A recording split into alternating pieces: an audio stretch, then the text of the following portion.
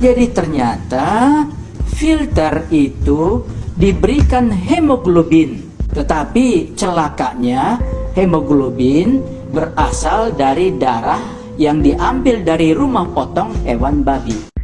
Ketua Komisi Nasional Pengendalian Tembakau atau Komnas PT, Dr. Hakim Sarimuda Pohan mengungkapkan bahwa dalam filter rokok yang banyak digunakan di Indonesia terkandung bahan yang berasal dari darah babi.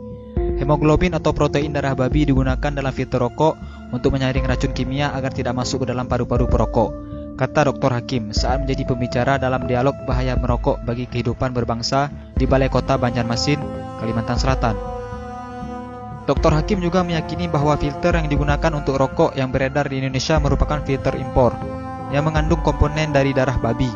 Menurutnya, semua itu diketahui setelah adanya pernyataan yang diungkapkan ahli dari Australia atau Profesor Kesehatan Masyarakat dari Universitas Sydney, Simon Chapman.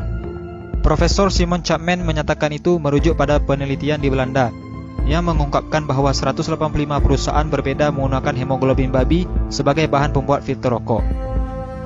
Profesor di Australia memperingatkan kelompok agama tertentu terkait dugaan adanya kandungan sel darah babi pada filter rokok. Profesor Simon Chapman juga menyatakan sekali lagi bahwa itu merujuk pada penelitian di Belanda yang berhasil mengungkapkan bahwa 185 perusahaan berbeda menggunakan hemoglobin babi sebagai bahan pembuat filter rokok. Menurut Dr. Hakim, sudah seharusnya umat muslim yang mayoritas di Indonesia ini menjauhi barang yang nyata-nyata dilarang dalam agama.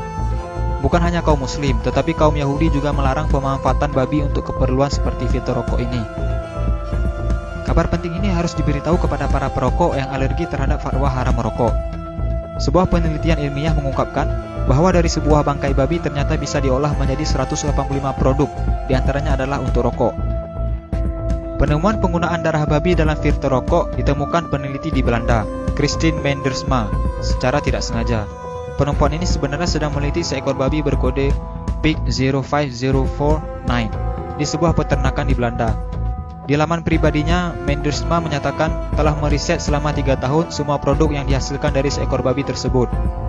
Hasil riset tersebut kemudian dibukukan, lengkap dengan grafik dan gambar produk, kemudian dipamerkan dalam sebuah pameran.